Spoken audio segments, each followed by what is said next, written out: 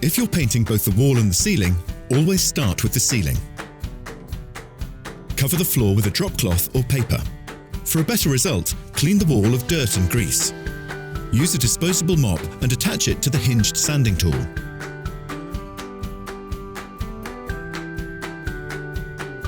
Repair any cracks and holes with spackle.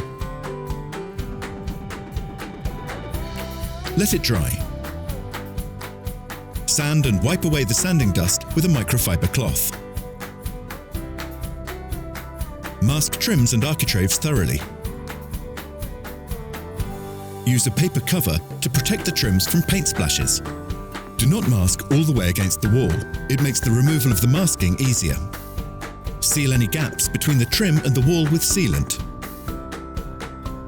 Start by painting with a brush along trims and corners. Continue with a mini roller to get the same structure close to the trims and in the corners.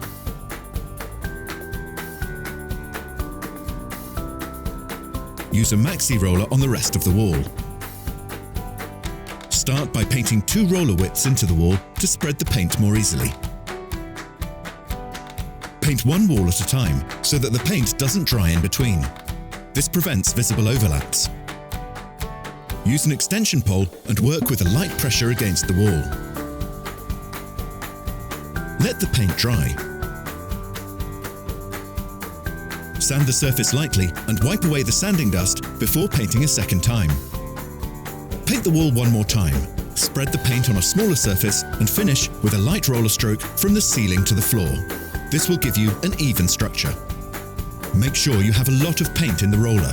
This prevents a patchy result. Remove the masking tape from the trims and doors before the wall has dried. Then the masking will come off more easily.